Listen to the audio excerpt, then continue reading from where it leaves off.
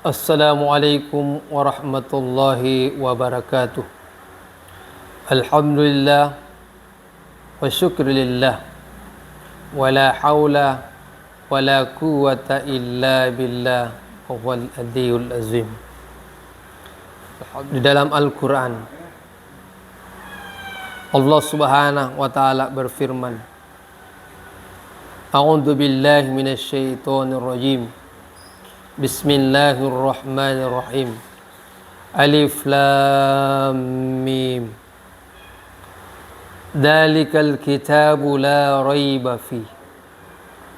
Inilah kitab Al-Quran, tidak ada keraguan di dalamnya.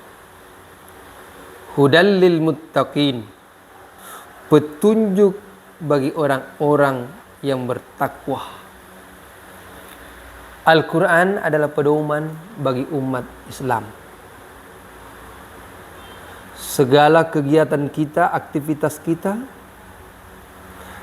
merujuk kepada Al-Quran. Kalau Al-Quran katakan ke kanan, maka kita mengikuti arahan Al-Quran. Kalau Al-Quran katakan ke kiri, kita ikuti arahan Al-Quran, maka kita ke kiri. Kalau Al-Quran menyatakan bahwa itu larangan, berarti kita tinggalkan. Ketika Al-Quran menyatakan bahwa ini adalah perintah, maka kita lakukan.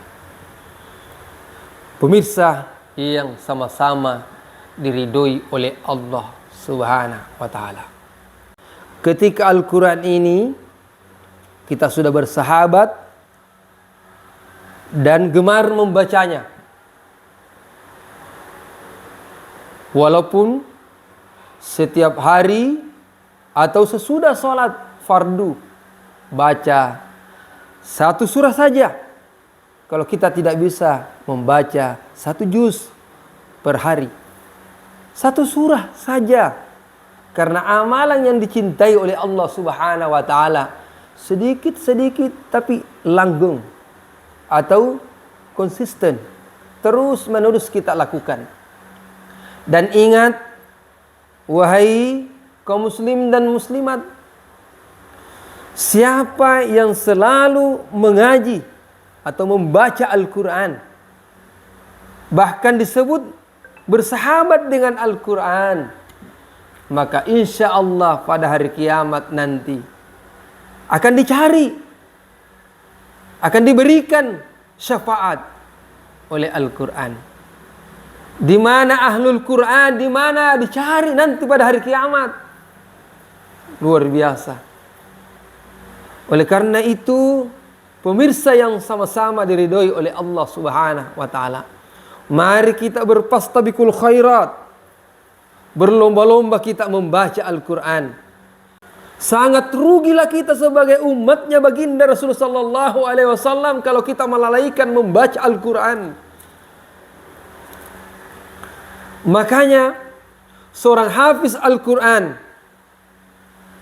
dia bisa menyelamatkan dirinya, bahkan orang tuanya dipasangkan nanti mahkota pada hari kiamat. Oleh karena itu, sebagai orang tua, berikan arahan-arahan kepada anak-anak kita supaya gemar mengaji.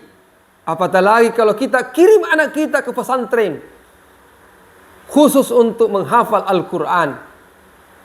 Dan disitulah nanti kita berbahagia sebagai orang tua, ketika kita memiliki ada satu orang anak yang menghafal Al-Quran.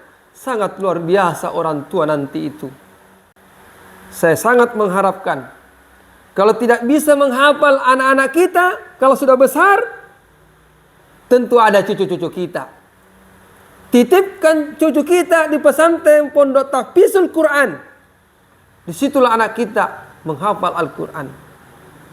Dan insya Allah, ini adalah modal terbesar, investasi yang terbesar buat kita orang tua.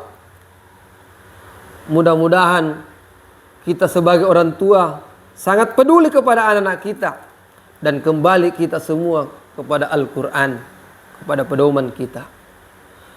Sebagai kesimpulan, Al-Quran adalah pedoman bagi umat Islam.